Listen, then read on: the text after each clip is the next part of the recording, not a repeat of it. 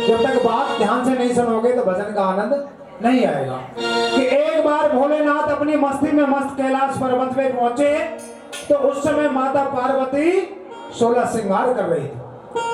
और देखिए जब हमारी माता मैंने 16 श्रृंगार करते हैं तो भाई साहब, चश्मे वाले भाई साहब, हाँ, इंसान समझ जाता है कि आज किसी ना किसी पार्टी की तैयारी है। तो इधर भोलेनाथ भी समझ गए और पार्वती से पूछने लगे कि पार्वती आज कहाँ का प्रोग्राम है। तो पार्वती सोचने लगी कि आज भोलेनाथ को मैं कुछ नहीं बताने वाली, यदि भोलेनाथ को बता दिया तो ये मुझे जाने नहीं देंगे। तो पार्वती कहने लगी कि भोलेनाथ आज मैं आपको कुछ नहीं बताने वाली कि मुझे कहाँ जाना है। तो जैसे ही बात भोलेनाथ ने सुनी तो भोलेनाथ को क्रोध आ गया और क्रोध में आकर के कहने लगे कि पार्वती तुझे ज्ञान नहीं है, तू नादान है। सनातन धर्म की नारी, हिंदू धर्म की नारी जब भी घर से बाहर जाए तो अपने पति को बता के जाए। जरा दोनों हाथ उठाए मेरी माता, मैंने बिल्कुल सीधे हाथ उठाएंगी जो बता के नहीं जाती है। क्या बात, कहते हैं जमाने से ईमानदारी खत्म हो गई है। देखिए बता के जाना चाहिए कोई सच्चे दरबार की। तो भोलेनाथ को क्रोध आ गया और पार्वती कहने लगी कि महाराज छोटी छोटी बातों पे क्रोध करते हो, कोई और तरीका नहीं है बात करने का। ज्यादा दूर नहीं जा रही, वृंदावन तक जा रही हूं। तो भोलेनाथ कहने लगे कि ऐसा वृंदावन में क्या है कि वृंदावन में कन्हैया जी रास रचा रहे हैं और उस रास को देखने के लिए मैं जाऊंगी। तो जैसे रास की बात सुनी तो भोलेनाथ कहने लगे कि पार्वती रास देखने तो कन्हैया जी का मुझे भी जाना है, आप मुझे भी साथ में लेके चलिए। तो भोलेनाथ से पार्वती कहने लगी कि महाराज वहां पर केवल औरतें जा सकती हैं, मर्दों का जाना वर्जित है। तो भोलेनाथ कहने लगे कि पार्वती चाहे मुझे नर से नारी बना दे लेकिन मुझे भी वृंदावन में रास दिखा दे।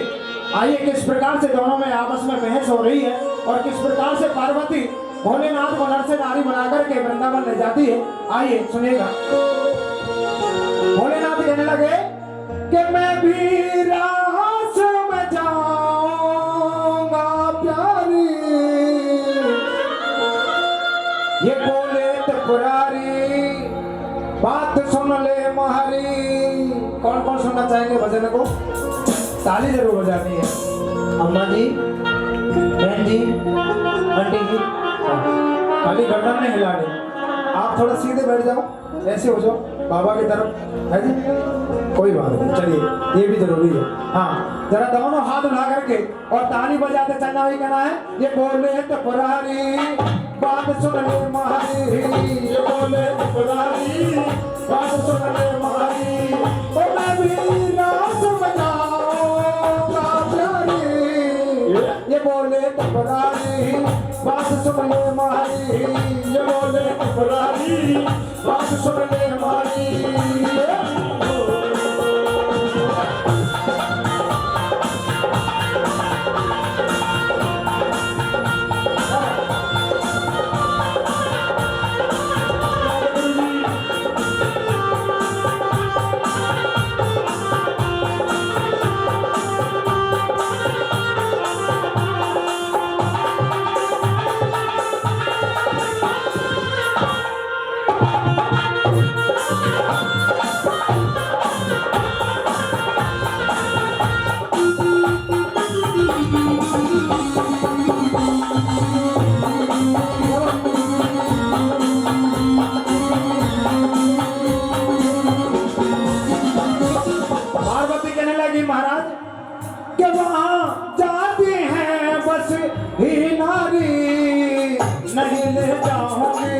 मैं पकड़ी जाऊंगी, नहीं ले जाऊंगी, मैं पकड़ी जाऊंगी हो।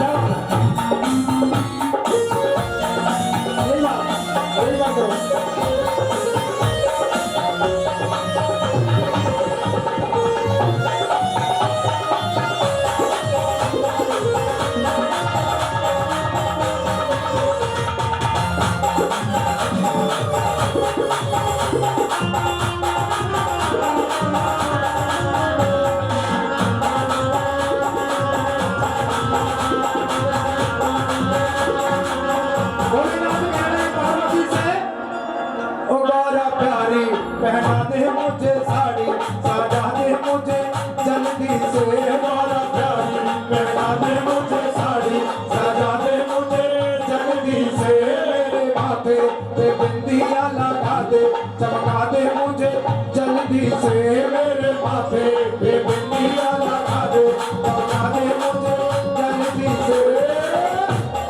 पार्वती कहने लगे महाराज साड़ी भी पहना दूं, बिंदिया भी लगा दूं, जामे बहुत बड़ी बात ना है।